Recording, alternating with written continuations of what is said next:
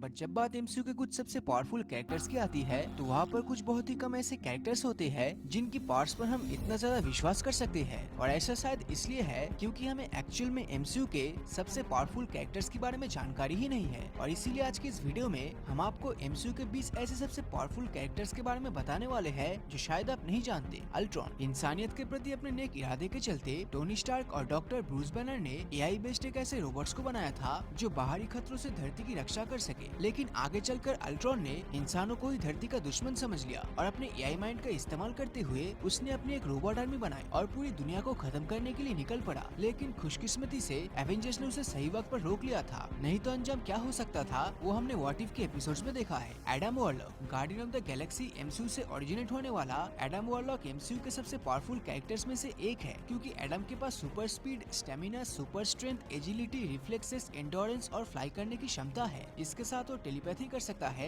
इंटरडायमेंशनल travel कर सकता है और एनर्जी को भी मैनिपुलेट कर सकता है और तो और वर्चुअली इमॉर्टल भी है। कर्स मैलेकिथ की आर्मी में लेफ्टिनेंट कर्स यानी कि एल्गेरिम उन चुनिंदा डार्क एल्व्स में से एक है जो एसगार्डियन के खिलाफ वॉर में सर्वाइव कर पाया। कर्स एमसीयू के सबसे पावरफुल कैरेक्टर्स में से एक है क्योंकि कर्स को इन्फिनिटी स्टोन से पावर मिली थी तो इसलिए वो बहुत ही ज्यादा पावरफुल हो गया था और कर्स ने मिल को भी एक झटके में खुद से दूर फेंक दिया था। विजन वाइब्रेनियम से बना विजन एक सिंथेटिक मेड रोबोट है जो टोनी स्टार्क के एआई जार्विस के दम पर चलता है। हालांकि विजन काफी हद तक अल्ट्रॉन की तरह ही है लेकिन ये फिर भी उससे अलग है क्योंकि इसके पास 6 इन्फिनिटी स्टोन्स में से एक माइंड स्टोन है जिसकी मदद से एनर्जी ब्लास्ट कर सकता है, फ्लाई कर सकता है और अपनी कॉस्मिक पावर्स का यूज करके फाइट भी कर सकता है। इसकी डेंसिटी कंट्रोल करने की पावर की वजह से ये किसी के आर पार जाकर उसे काफी नुकसान पहुँचा सकता है। सर्टर 1000 फीट लंबे हेल का रूलर सर्टर एक फायर डेमन है जिसके पास ट्वाइलाइट सोड है। इसके अलावा हेल प्रोड्यूस करने की पावर और इमॉर्टलिटी जैसी कई सुपर पावर्स है और एक फायर डेमन होने के कारण ये अपनी मर्जी से किसी भी फायर को कंट्रोल कर सकता है। लोकी द्वारा जब इसकी स्कल को इटर्नल फायर में डाल दिया गया तो ये अपनी फुल पावर को अचीव कर लेता है और इस स्टेट में आने के बाद तो इसे हरा पाना ऑलमोस्ट इम्पॉसिबल हो जाता है। इसने हेला को खत्म कर दिया था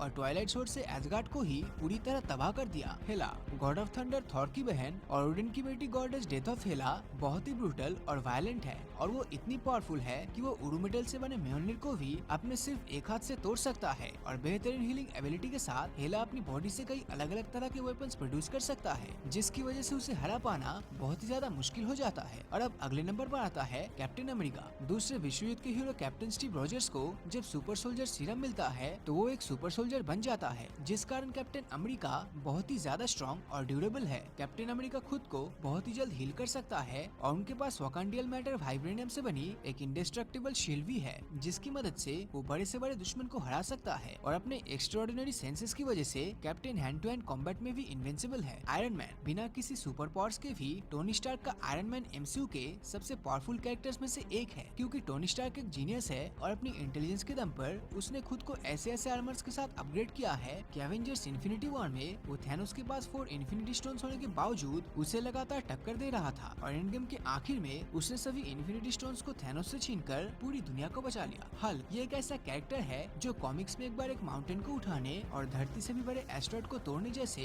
कई नामुमकिन काम कर चुका है। हालांकि एमसीयू का हल्क कॉमिक्स के हल्क से थोड़ा कमजोर जरूर है लेकिन फिर भी हल्क के पास super human strength, regenerative healing factor, stamina, transformation, telepathic resistance और थंडर क्लब जैसी कई सारी एबिलिटीज है। इसके अलावा हल्क का स्टेमिना और इम्यूनिटी इतनी तगड़ी है कि इस यूनिवर्स में कोई भी ऐसी बीमारी नहीं है जो उसे बीमार कर सके। Doctor strange neurosurgeon doctor strange के पास इनफाइनाइट मैजिक पावर्स है। डॉक्टर स्ट्रेंज ने कमारताज में कई पावरफुल मैजिक ट्रिक्स सीखी थी। एनरिच मैजिक्स को यूज करने वाला डॉक्टर स्ट्रेंज पोर्टल क्रिएट कर सकता है, एनर्जी को मैनिपुलेट कर सकता है, एस्ट्रल प्रोजेक्शन भी कर सकता है और तो और फायर और वाटर को मैनिपुलेट भी कर सकता है और साथ ही इसके पास मिरर डायमेंशन का एक्सेस भी है। कैप्टन मार्वल इसको अपनी सभी पावर्स स्पेस स्टोन से मिली थी जो उसे पूरे कॉस्मोस में सबसे पावरफुल कैरेक्टर्स में से एक बनाता है। हालांकि कैप्टन मार्वल सुपर ह्यूमनली भी बहुत कुछ एक्स्ट्राऑर्डिनरी कर सकता है लेकिन अपनी बाइनरी फॉर्म में आने के बाद कैप्टन मार्वल बहुत ही ज्यादा पावरफुल बन जाता है। एवेंजर्स एंड गेम में उसने थैनोस की शिप को पूरी तरह से डिस्ट्रॉय कर दिया था। Scarlet Witch chaos magic use करने वाली वांडा मैक्सिमॉफ यानी कि स्कारलेट विच एक बहुत ही पावरफुल एवेंजर है जो कि एक है तो विच लेकिन वांडा एनर्जी और मैटर मैनिपुलेशन कर सकती है। स्कारलेट विच की पावर्स को ट्रिगर करने का काम माइंड स्टोन करता है। स्कारलेट विच फ्लाई कर सकती है, इल्यूजन क्रिएट कर सकती है और किसी के भी माइंड को कंट्रोल कर सकती है और तो और एवेंजर्स एंड गेम में उसने थैनोस को लगभग हरा ही दिया था। हर Hercules. God of strength Hercules हमें सबसे पहले